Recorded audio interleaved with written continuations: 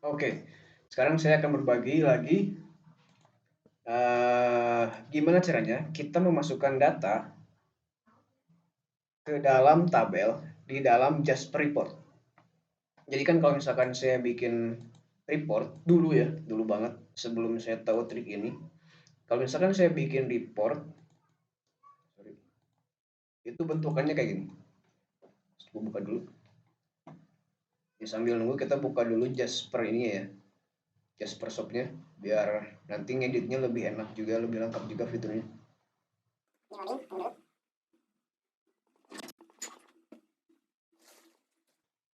Nah, kalau misalkan dulu itu saya kalau misalkan bikin tabel di report di Jasper Report di Java, itu biasanya di sininya itu saya potong-potong atau saya bikin line-nya itu pakai line ya benar-benar baris itu.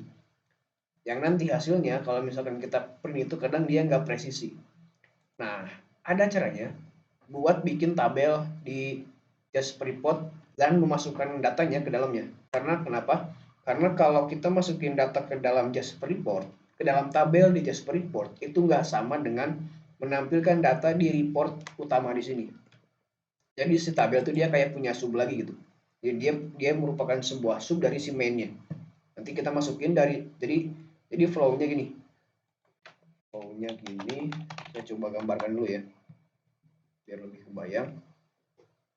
Bagusnya pakai ini sih, pakai apa?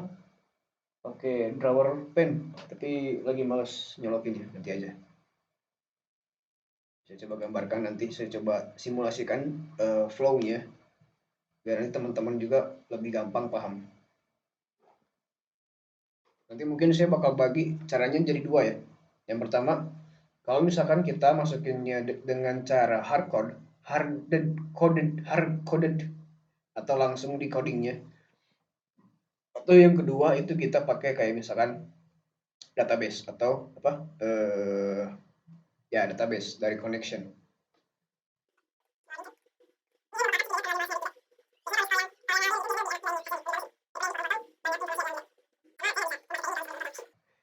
Jadi ini siapkan aja cemilannya, mungkin bakal agak lama, mungkin setengah jam lebih untuk videonya karena banyak step-step yang harus kita lalui untuk bisa memasukkan data dari si kelas kita di Java ke si report, report ke main report, dan dari main report ke si tabelnya.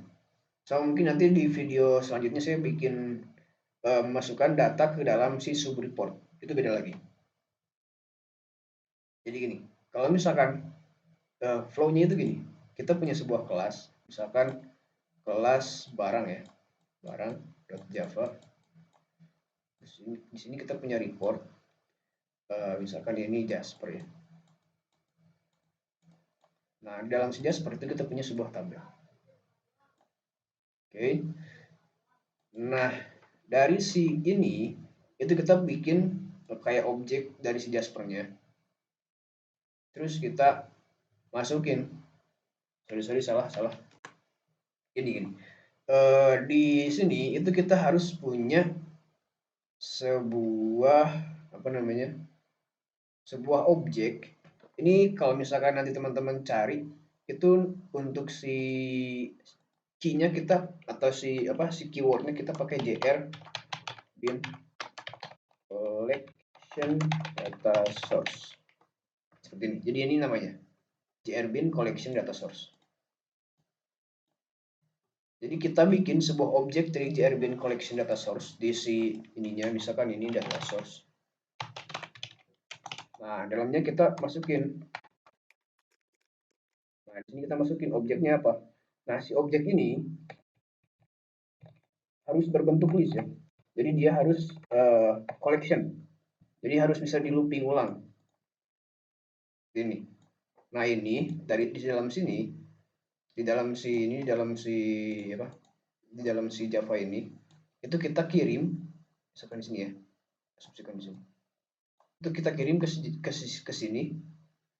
Nah, di sini dia diproses, dipecah-pecah, terus masukinlah ke sini, ke si tabelnya. Nah, di tabel itu kita misalkan kita asumsikan ya, yang si kita asumsikan si objek list ini itu merupakan objek dari barang. Jadi deklarasinya seperti ini.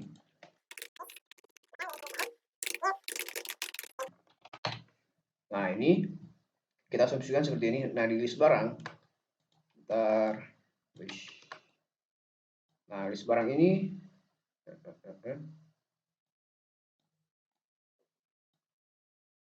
kuning ya, coba kita kuning. Nah, di barang ini itu isinya misalkan seperti ini. Nah, berarti nanti di project kita itu minimal harus punya 3 kelas. Harus punya 2 kelas.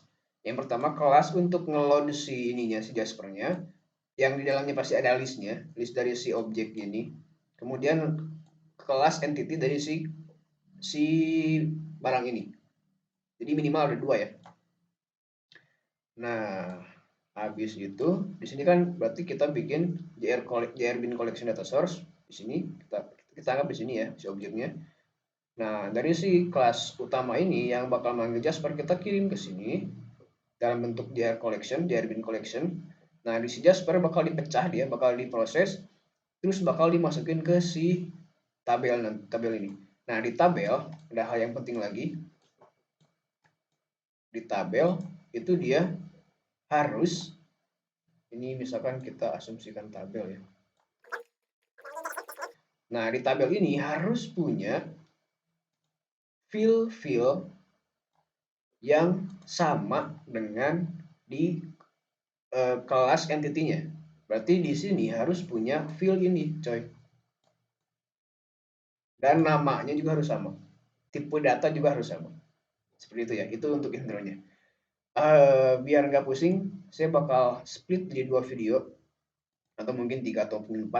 Biar teman-teman bisa pecah-pecah, bisa pelan-pelan ya belajarnya ya. Biar nggak terlalu cepat. Ini juga saya sambil ingat-ingat juga.